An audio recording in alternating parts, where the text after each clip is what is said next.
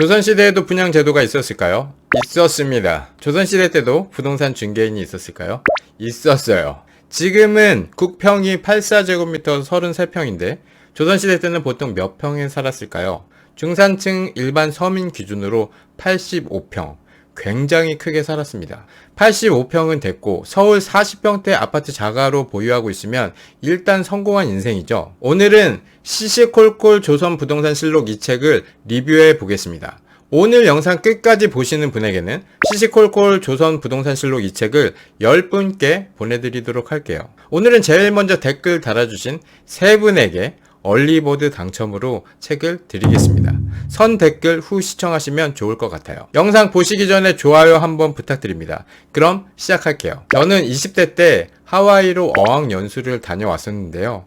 학교에서 첫 수업은 미국의 역사였습니다. 인디언들 얘기부터 배웠어요. 일본어를 배우러 일본에 갔을 때도 처음 배우는 것은 일본의 역사였습니다. 모든 학문의 기본은 역사입니다. 근데 우리가 부동산을 공부하면서 부동산의 역사는 왜 공부하지 않는 걸까요? 특별하게 공부하지 않고 투자합니다. 그래서 오늘은 조선시대 부동산에 대해서 한번 알아보도록 하겠습니다. 조선시대로 떠날 준비 되셨을까요? 그럼 출발! 조선시대나 지금 현재나 싱크로율 100%입니다. 다를 게 없어요. 조선시대에 한양에서 살고 싶은 것처럼 대한민국 국민은 서울에서 살고 싶어 합니다. 서울에 땅을 소유하고 그 위에 아파트를 소유해서 안정적인 거주를 합니다. 더 나아가 실거주집 이외에 안전자산으로 부동산을 추가로 매입합니다. 임대인이 될 것인지 지주에게 사용료를 지불하는 소장농이 될지는 여러분의 선택에 따라 여러분의 인생이 바뀌게 되는 거예요. 조선시대 사람들은 보통 몇 평의 집에서 살았을까요? 일반 서민 기준으로 85평에 살았어요. 물론 여기에는 주거하는 공간 이외에 마당까지 다 포함된 면적입니다. 어찌됐든 조선시대 사람들은 서민이라도 국평이 85평이었다는 거예요. 조선시대에는 신분 등급이 있었죠. 고위급 관료들, 정일품 이런 분들은 무려 1500평이나 되는 집에서 살았습니다. 지금도 국평이 34평이지만 잘 사는 사람들은 100평, 200평, 펜트하우스에서 살잖아요. 실제로 조선시대 때 잘 사는 양반들이 살았던 한옥을 보려면 뭘 봐야 합니까? 흥선대원군의 사택이었던 운영궁이 있죠. 구독자분 중에 제 팬클럽 회장분 운영궁님이 있는데요. 아무튼 이 운영궁을 기준으로 조선시대 잘 사는 이 양반들은 보통 운영궁 정도는 살았습니다. 조선시대는 청약제도가 있었을까요? 네, 있었습니다. 조선이 수도를 이전을 했잖아요. 살고 싶은 사람들의 신청을 받았습니다. 공식적으로 서류를 내면 자기가 살고 싶은 위치를 선정할 수 있었어요. 근데 여기에는 큰 문제점이 있었습니다. 지금은 아파트를 사면 대지 지분이 붙어있죠. 즉 집은 땅과 그 위에 지어진 건물 그게 다 내 소유인 건데 조선시대는 땅 소유권이 없었습니다. 그냥 집만 내 거였어요. 조선시대 토지 제도 중 과전법이라는 게 있었는데 토지는 국가의 것이고 백성들에게 함부로 토지의 소유권을 인정해주면 문제가 생긴다 이런 거였죠. 토지 소유권은 없었지만 또 없으면 없는 대로 집을 사 모읍니다. 사람의 욕심은 끝이 없어요. 집 자체를 넓게 소유하고 싶은 사람들은 가족 명의를 이용해서 내 명의, 부인 명의, 아들 명의, 딸 명의로 집을 사들이고 그걸 붙여서 큰 대궐 같은 집을 만들어 살았습니다. 인테리어도 있었어요. 지붕을 어떻게 꾸미느냐, 문을 어떻게 멋있게 만드느냐 그런 것들이 그 당시 관심사였습니다. 재건축도 당연히 있었습니다. 민가를 헐고 절을 짓는다든지 양반들이 서민의 집을 사들여 대지를 확보해서 큰 땅에 집을 짓는다든지 왕의 자식들, 대군이나 옹주가 출가를 할 때는 민가를 헐고 큰 집을 왕이 직접 지어주기도 했어요. 한양에 집 지을 땅은 부족하고 집은 지어야겠고 그래서 서민들을 내쫓고 거기에 재건축을 해서 그렇게 왕자와 공주에게 집을 지어줬다고 합니다. 어명이라 어쩔 수 없었겠죠. 조선시대에는 복덕방이 있었을까요? 복덕방도 있었습니다. 18세기에 등장을 했는데 부동산 중개사를 각회, 집주름이라고 불렸어요. 아무래도 이동이 많아지면서 집을 중개하는 사람이 필요하게 된 겁니다. 사람들은 점점 한양으로 몰리게 되면서 한양은 인구가 10만이 넘는 대도시가 됐어요. 복덕방이 생겼다는 것은 다른 말로 집을 찾는 수요가 많아졌다는 것이죠. 집을 찾는 수요가 많으면 어떻게 됩니까? 공급이 부족하게 되는 거예요. 여기서 또 궁금한 게 생깁니다. 조선시대에는 다주택자가 있었을까요? 당연히 있었습니다. 집문서를 가지고 있으면 내 집이 되는 개념이라 무주택자인지 다주택자인지 무주택자인지 다주택자인지 국가에서 확인이 안 되는 거죠. 그리고 신분제도였기 때문에 노비가 소유하고 있는 부동산 역시 노비의 주인의 것인 거죠. 그래서 실제로 노비 명의로 부동산을 소유하는 양반들이 많았습니다. 조선시대에도 기본적인 행복의 개념은 지금과 비슷합니다. 우리 가족이 행복하려면 투자를 해야 했어요. 세계 이항이 남긴 글을 보면 사대부라함은 자기 경제는 경영할 줄 알아야 한다 이런 말을 했어요. 다산 정약용은 뭐라고 했습니까? 뽕밭을 사야 한다라고 했어요. 뽕밭이 돈이 된다고 아들들한테 그랬습니다. 현재 서울에 집 한 채를 사려면 12년 이상을 꾸준히 모아야 살 수 있습니다. 2023년 PIR이 12.7이죠. PIR이 뭡니까? 소득 대비 주택가격 비율을 PIR이라고 하는데요. 집값이 싼지 비싼지를 보여주는 지표입니다. PIR이 12 이상이면 집값이 비싸고 PIR이 12 이하면 집값이 싸다고 하는데 이건 솔직히 좀 애매합니다. 사실 이 PIR 지표가 조작이 아주 쉬워요. 아파트만 해당하느냐, 빌라, 오피스텔, 단독주택, 다가구 주택을 포함하느냐에 따라 수치가 또 바뀝니다. 가구 소득도 1분위, 2분위, 3분위 등 취사 선택에 따라 수치가 엄청 바뀌어요. 2017년에는 PIR이 8.8이었는데 2022년 14.8로 올라갑니다. 그리고 2023년 현재 PIR은 12.7입니다. 서울에 내 집 마련을 하려면 12년을 모아야 겨우 살 수 있다는 말이에요. 이렇게 집값이 비싼데도 우리는 어떻게든 서울에서 살려고 몸부림칩니다. 이렇듯 조선시대 사람들도 어떻게든 한양에서 살려고 몸부림쳤는데요. 그러다 보니 조선시대 한양 집값은 서울 집값 못지않게 폭등을 했습니다. 자식들을 한양에서 살게 하기 위해 몸부림쳤던 조선인 중에는 다산 정약용이 있어요. 항상 검소할 것을 강조했던 정약용이 어떻게든 자식을 한양으로 보내려고 했더니 믿지 못하시겠죠. 전라도 강진에서 유배 생활을 하던 정약용이 아들에게 보낸 편지 한 통을 읽어드리겠습니다. 지금 내가 죄인이 되어 아직은 너희를 시골에 숨어 살게 하고 있다만 앞으로의 계획인즉 한양에서 십리 안에 살게 하겠다. 이런 내용이 있습니다. 그렇다면 다산 정약용은 어째서 한양에서 사는 것이 그토록 중요하다고 생각한 걸까요? 조선은 중국에 비해 문명이 뒤처져서 한양에서 몇십 리만 멀어져도 완전히 원시사회였습니다. 일단 왕을 포함해 대부분의 관료들이 한양에서 살기 때문에 조선의 인프라는 한양에 몰려 있었어요. 조선시대에는 지금처럼 전화나 인터넷이 없었죠. 지방에서 한양의 소식을 들으려면 짧아도 며칠, 길면 한 달 이상 걸려야 했습니다. 어명 정도는 되어야 전령이 밤새도록 쉬지 않고 말을 타고 달려가 전달이 가능했어요. 그러니 출세를 하기 위해선 한양 근처에 살면서 조정이 돌아가는 정보를 빠르게 입수해야 했습니다. 그러다 보니 한양에 살고 싶은 사람은 많은데 집은 부족하니 당연히 한양 집값은 천정부지로 뛰었던 거죠. 조선왕조실록 중종 28년 7월 14일 기사에 따르면 면포 10동값, 현재 가치로 환산하면 약 10억 원 정도였습니다.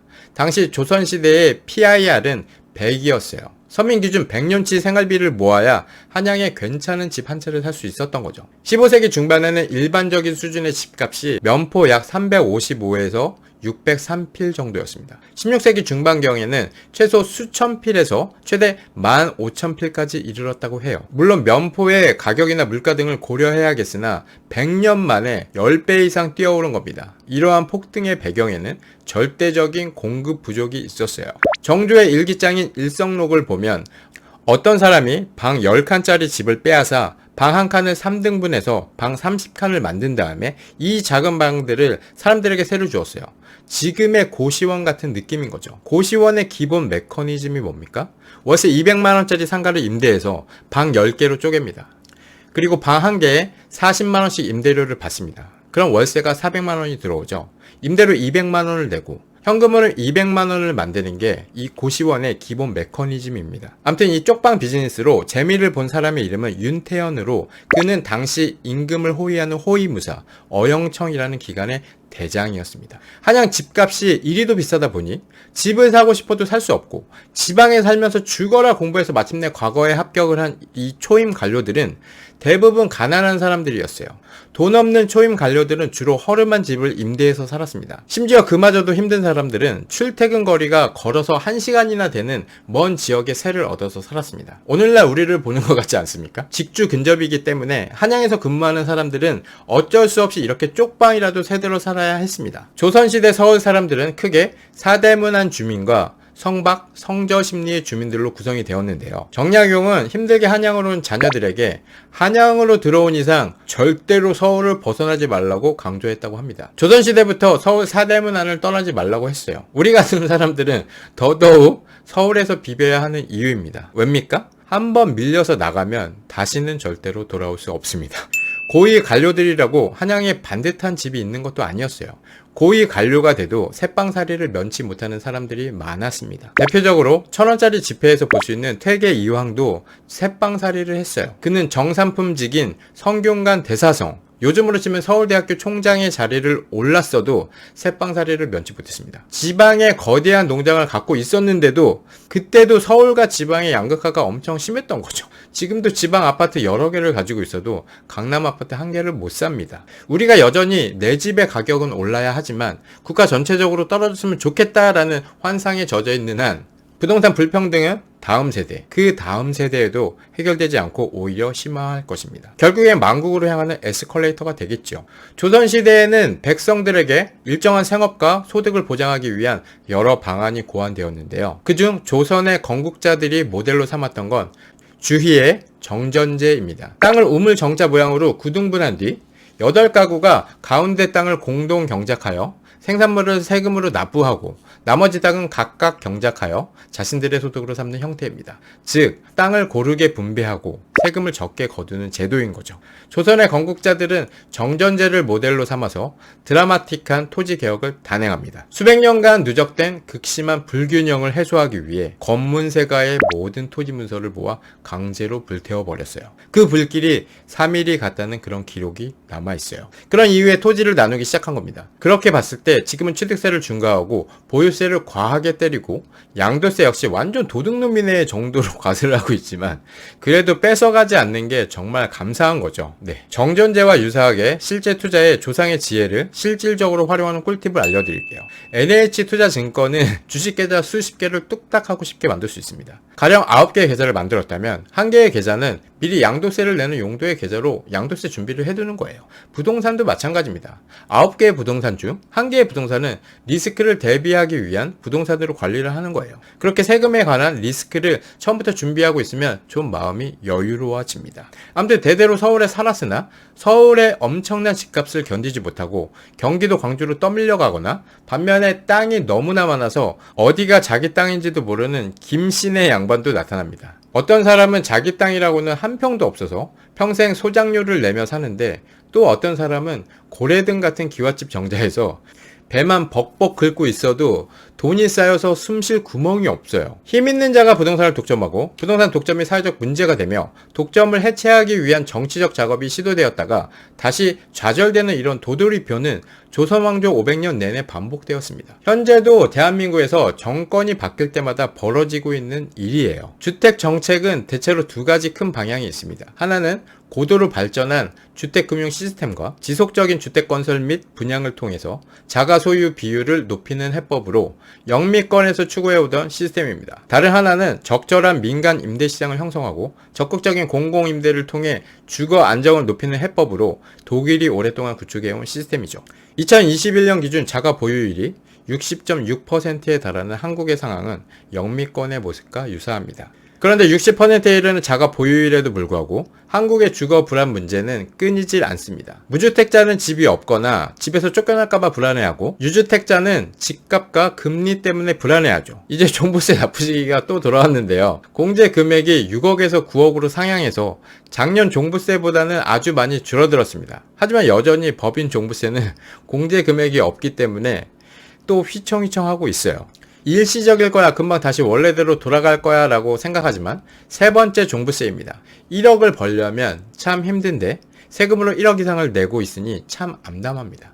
그나마 부동산이 오를 때는 상승분으로 낸다 생각했지만 떨어지는 상황에 역전세까지 맞으면서 수천만 원의 종부세는 이 부동산을 유지해야 한다는 멘탈을 유리 멘탈로 바꾸고 있어요. 서울의 집값은 이미 18세기에 평범한 노동자가 돈을 모아서는 절대 살 수 없는 수준이었고 19세기에는 넘사벽이 되어버립니다.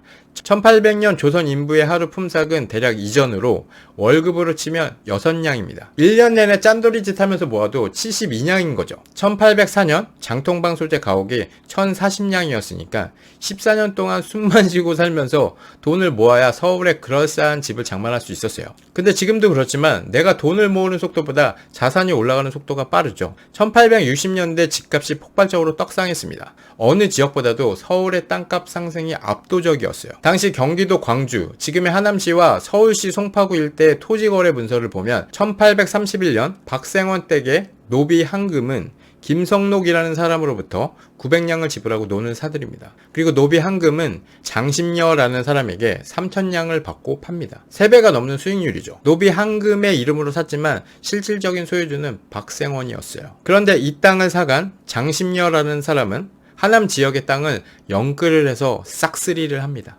하지만 1897년 땅값이 폭락했고 노비 한금에게 3000냥을 주고 산 이 하남 땅을 손해를 보고 2200냥에 팔았어요. 완전 망한 거죠.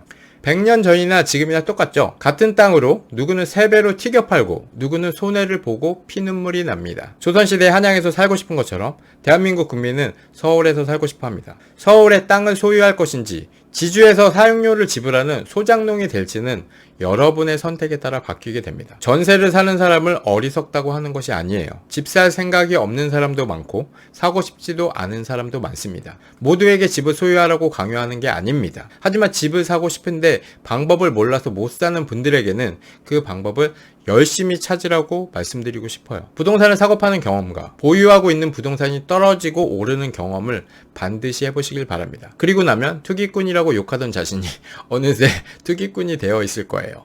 조선시대도 그렇고 지금 현재도 그렇습니다. 그럼 앞으로 100년 뒤에도 똑같습니다. 우리나라가 망하지 않는 이상 인구가 감소해도 서울의 인구는 늘 것이고 또 인구 감소 문제를 어떻게든 해결하게 될 거예요.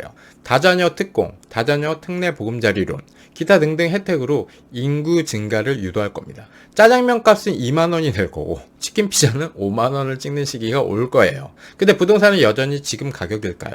조선시대에도 같은 부동산으로 누구는 3배로 자산을 불리고 누구는 나락으로 갔습니다. 상승과 하락의 사이클을 이해하고 떨어졌을 때 사고 올랐을 때 팔면서 이 흐름을 이해하고 상승장의 파도를 타는 것이 우리가 진짜 부자가 될 수 있는 방법이에요. 시시콜콜 조선부동산실록 이 책은 조선시대의 부동산 여행을 할 수 있었던 책입니다. 투자 사례, 투자 방법이 있는 책들도 좋지만 이렇게 역사책도 한 번씩 꼭 읽어보시길 바랍니다. 오늘 영상은 여기까지 하겠습니다. 댓글로 시시콜콜 조선부동산실록 이 책을 받아야 하는 이유를 적어주신 10분에게 이 책을 보내드리도록 하겠습니다. 얼리버드 선착순 3분이 있으니까 빠르게 댓글 달아주시길 바랍니다. 오늘 영상이 도움이 되셨다면 좋아요 한번 부탁드려요. 본 영상은 들녘 출판사로부터 도서를 지원받아 솔직하게 리뷰한 후기임을 말씀드립니다. 감사합니다. 이상 최원별님이었습니다.